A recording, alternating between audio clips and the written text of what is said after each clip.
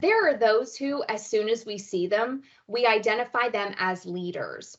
Those individuals who are self-assured, calm, trustworthy, courageous, and always seem to operate with integrity. Those who are emotionally intelligent at all times, good or bad, and maintain their authority even in the face of media scrutiny, intense pressure, and time in the hot seat. This is gravitas, as Hewlett describes the very essence of executive presence. According to the Roman emperor and philosopher Marcus Aurelius, one with gravitas acts with sincerity and dignity and carries oneself with authority. It trumps title, clout, and appearance when it comes to others deciding if you are cut out for leadership or a great level of responsibility. The old saying goes, actions speak louder than words, and this could not be more true for executive presence.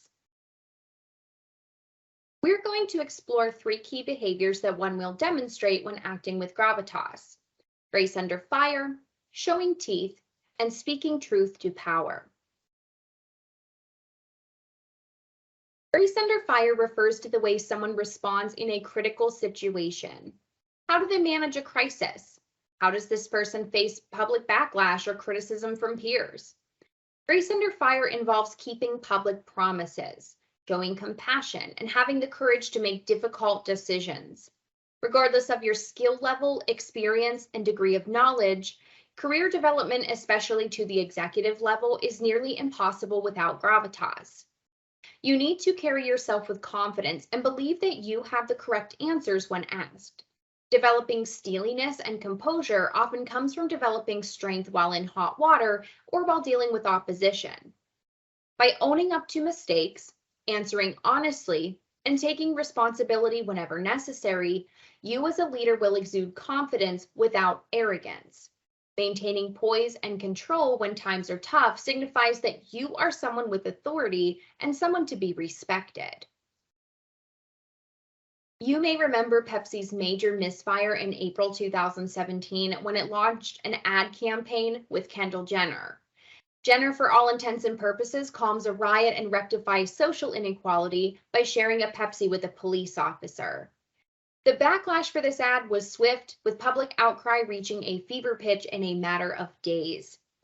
At the time, CEO Indra Nooyi was also quick to respond, apologizing for missing the mark and pulling the campaign. The response was generally well received and proved to consumers that Pepsi executives were willing to own their mistakes. Accidents or mistakes will happen in your career or your organization, regardless of your role in them. These situations provide you with the opportunity to acquire and exude gravitas. Even if the story never reaches the publicity of Cracker Barrel's Brad's wife scandal. Even if the incident isn't as devastating as the 2010 BP oil spill. You can still approach smaller situations with the same ideas in mind.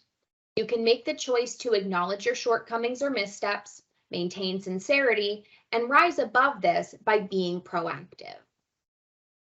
Another gravitas behavior is showing teeth, or essentially having a backbone and speaking up. Dare to speak your piece and stand firm in the decisions or conclusions that you make. The majority of your team may be in total opposition to your viewpoint, but being bold and having the confidence to back up your decision-making is the behavior of a true leader. Be willing to push your point of view. Appearing as decisive and assertive is critical to exuding executive presence. When it comes to showing teeth, you'll need to walk a fine line between decisiveness and being difficult. You need to know when to bare your teeth and when to hide them. Being demanding or insisting on having the loudest voice in the room has the potential to backfire if you can't back up your opinions or your choices with facts and knowledge. But a good leader is not afraid to make their voice heard when they know they can make a difference. Speaking truth to power is the third gravitas behavior conveyed by those with executive presence. Speaking truth to power means taking leader-like courage and calling it like it is, being honest even when that means sharing not so flattering news. Speaking truth to power is to express our opinions frankly and openly to people who have some form of power over us. It's a means of challenging authority or established opinions, not with arrogance or self-righteousness, but with honesty and pure intentions. If you know that maintaining the status quo at your organization will prevent it from reaching success, speak the truth. Just ensure that you are speaking the truth in a manner that is not a complaint or an accusation, but is rather constructive and is followed by your thoughts on a potential solution. An effective leader is willing to put themselves into an uncomfortable position to bring truth to power because they know it is the right thing to do. To display gravitas, one also needs emotional intelligence. We'll begin our deep dive of emotional intelligence in week 4. In the context of gravitas, emotional intelligence gives you the ability to read the room. A courageous, decisive, dominant leader reads as arrogant, egotistical, and insensitive without emotional intelligence. If a CEO fails to acknowledge that their blue-collar employees live much differently than they do, they will lose credibility and trust amongst their workforce. If a senator expects a middle school teacher or an auto mechanic to share their worldview, he or she will inevitably lose support. Emotional intelligence is how leaders show that they can relate to those around them, that they understand and empathize with those who will be impacted by the decisions they make. Having self-awareness and situational awareness increases your credibility as a leader and demonstrates your respect for others. Emotional intelligence allows leaders to act based on feelings, wants, and needs of others, which helps improve their reputation amongst employees, clients, and stakeholders. How can one improve gravitas? Hewlett suggests surrounding yourself with people who are better than you or in a position you want to achieve. Find people that will push you to be your best and demonstrate the gravitas you also want to portray. Be generous with credit and maintain your humility. As a leader, you want others to be empowered, and you'll make the greatest impact by building others up around you. This in return improves your reputation and builds your executive presence. When necessary, be ready to drive change. To make it happen, be ready to stand up to criticism and questioning, and don't be afraid to get your hands dirty alongside your team and direct reports to put a plan in action. We've talked a lot about how to act like a leader and project our executive presence through our behaviors. Now let's talk about appearance. There's an inherent connection between looking good and looking capable.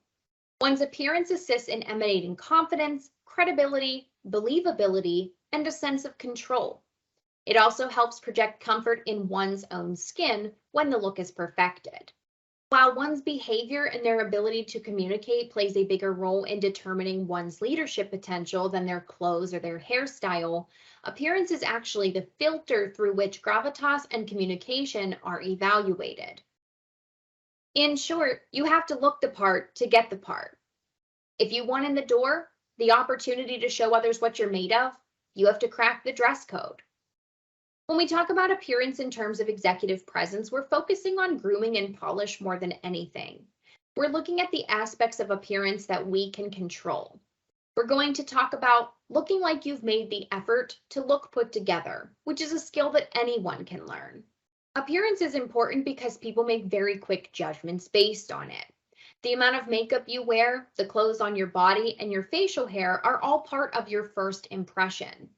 Some appearance best practices include investing in hair care, keeping your nails clean and manicured, and investing in well-cut, properly fitting attire.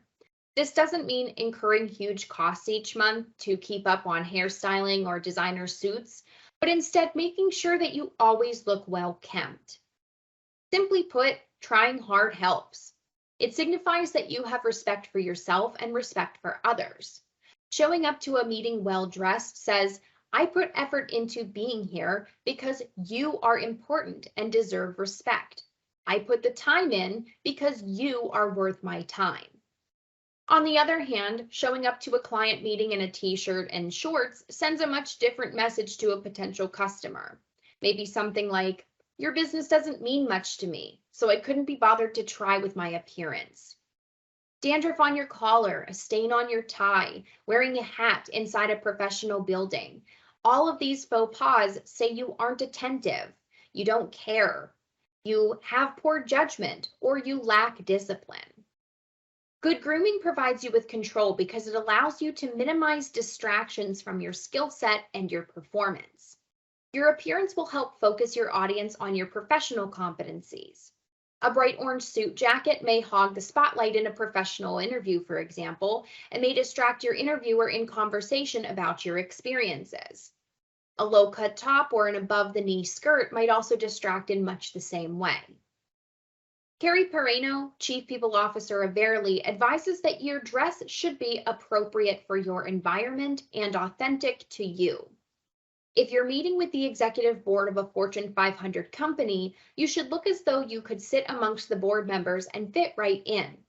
If you're attempting to sell a product to the owner of a mid-sized manufacturing company in a blue-collar town, it might be appropriate to leave the jacket and tie at home.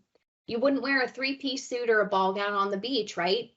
Keep your surroundings in mind when choosing what to wear.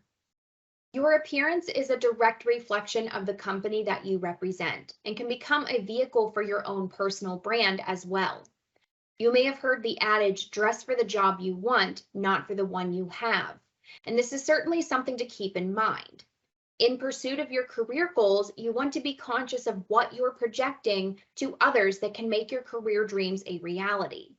They need to envision you in the C-suite or leading a department or taking on a major role in another huge project. It's not about your age, your weight, your height, your skin color, your fitness level. It's not even about the specific makeup or hairstyle you choose or how expensive or inexpensive your outfits are. It's about putting the effort into developing and refining your professional style over time. It's not simply how you look, but whether or not you look appropriate for your target audience. Your goal is to cultivate a professional experience, to present yourself as a confident, respected leader. Once you've made a successful first impression, your gravitas and communication will radiate your executive presence from there.